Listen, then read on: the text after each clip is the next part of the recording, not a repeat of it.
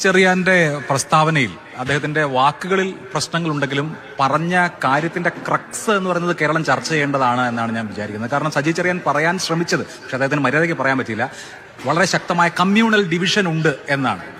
സത്യമാണത്. കേരളത്തിൽ communal division ശക്തമായി വരികയാണ്, മതധ്രുവീകരണം ശക്തമായി വരികയാണ്. അതിന് അദ്ദേഹം ഉദാഹരിച്ചത് കാസർഗോഡ് മുനിസിപ്പാലിറ്റിയാണ്.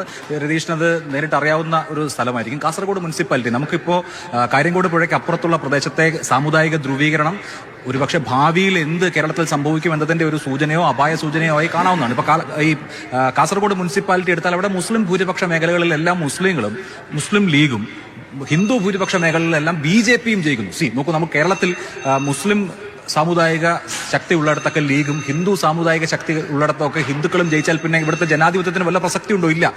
അതാത് മനുഷ്യർ അവരുടെ മതത്തിൽപ്പെട്ട ആളുകൾക്ക് വോട്ട് ചെയ്യുക, ആ മതത്തിൽപ്പെട്ട ആളുകളെ തെരഞ്ഞെടുക്കുക എന്ന് പറഞ്ഞാൽ ജനാധിപത്യത്തിന്റെ അർത്ഥം തന്നെ ഇല്ലാതാവും. പക്ഷെ അതിന് ബദലായി CPM എന്തെങ്കിലും മുന്നോട്ടുണ്ടോ? കാസർഗോഡും CPMന്റെ പരീക്ഷണങ്ങൾ ഇങ്ങനെയായിരുന്നു, മലപ്പുറത്ത് ലീഗിന്റെ പരീക്ഷണങ്ങൾ ഇങ്ങനെ, ലീഗിനെതിരെയുള്ള CPM പരീക്ഷണങ്ങൾ ഈ തരത്തിൽ തന്നെയായിരുന്നു. അപ്പോൾ ആ പാറ്റേണിന് അപ്പുറത്തേക്ക് ഏതെങ്കിലും ഘട്ടത്തിൽ CPM അങ്ങനെ പ്രവർത്തിച്ചിട്ടുണ്ടോ? CPM പ്രവർത്തിച്ചോ എന്നുള്ളതിനപ്പുറത്ത്, അല്ലെങ്കിൽ ആരെ സ്ഥാനാർത്ഥിയാക്കുന്നു, ഏത് മതത്തിൽപ്പെട്ട ആളെ സ്ഥാനാർത്ഥിയാക്കുന്നു എന്നുള്ളതിനപ്പുറത്ത് മതപരമായ ഐഡന്റിറ്റി മാത്രം വോട്ടിനൊരു ഘടകമാവുകയും അതിന്റെ അടിസ്ഥാനത്തിൽ കാലുഷ്യം ഉണ്ടാവുകയും ചെയ്യുന്ന സ്ഥിതി വ്യത്യസ്തമാണ്.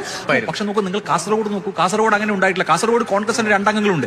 ഈ പറയുന്ന ബാലൻസിംഗിന് വേണ്ടി വൈസ് ചെയർമാൻ സ്ഥാനം, മുനിസിപ്പൽ വൈസ് ചെയർമാൻ സ്ഥാനം വേണമെങ്കിൽ കോൺഗ്രസിന് കൊടുക്കാമായിരുന്നു. കോൺഗ്രസിന് കൊടുത്തിട്ടില്ല. ഇന്ന് മാത്രമല്ല, ആ തെരഞ്ഞെടുപ്പിൽ കാസർഗോഡ് തന്നെയുള്ള ഒരു മുസ്ലിം ലീഗ് നേതാവിന്റെ പ്രസംഗം ഞാനിപ്പോൾ യൂട്യൂബിൽ കാണുകയായിരുന്നു. 5 നേരം നിസ്കരിക്കുന്ന, നോമ്പ് നോക്കുന്ന സ്ഥാനാർത്ഥിയാണ്, ഇസ്ലാമിക ചര്യ നിർവഹിക്കുന്ന സ്ഥാനാർത്ഥിയാണ് നിങ്ങൾക്ക് മുമ്പിൽ അവതരിപ്പിക്കുന്നത് പറഞ്ഞുകൊണ്ട് പച്ചയ്ക്കും മതം പറയാണ്.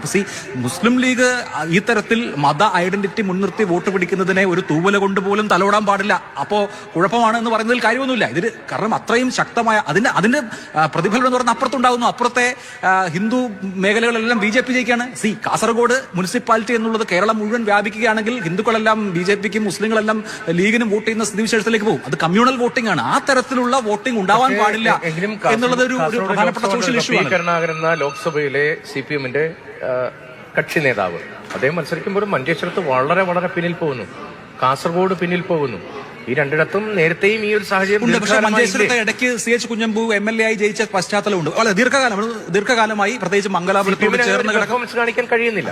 മംഗലാപുരത്തോട് ചേർന്ന് കിടക്കുന്ന കാസർഗോഡ് മണ്ഡലങ്ങളിൽ കാലാകാലങ്ങളായി ലീഗാണ് മത്സരിക്കുന്നത്. ഉദുമയിലും കാഞ്ഞങ്ങാടും ലീഗ് ജയിക്കുന്നു, അല്ലെങ്കിൽ ലീഗിന്റെ സ്ഥാനാർത്ഥി ജയിക്കുന്നു എന്നുള്ളതല്ല അവിടുത്തെ പ്രശ്നം. കൃത്യമായി അവിടെ മതപരമായ ചേരിതിരിവ് BJPക്കും ലീഗിനും വോട്ടുകൾ പകുത്ത്, അല്ലെങ്കിൽ ആളുകൾ BJP ലീഗ് എന്നുള്ള നിലയിൽ പകുക്കപ്പെടുകയും ഏതെങ്കിലും തരത്തിലുള്ള മതനിരപേക്ഷമായ രാഷ്ട്രീയം അവിടെ ഉയരാതിരിക്കുകയും ചെയ്യുന്നു. കാസർഗോഡ് തന്നെ നടന്ന ഒരു മുദ്രാവാക്യത്തെ ലീഗിന് തള്ളിപ്പറയേണ്ടി വന്നതാണ്. മനസ്സിലാക്കുന്നതനുസരിച്ച് എന്റെ വ്യക്തിപരമായ അനുഭവത്തിലും അത് പറയാം. അത് ശരിയാണ്. അഭിലാഷ് പറഞ്ഞ പോയിന്റ് അവിടെ ശരിയാണ്.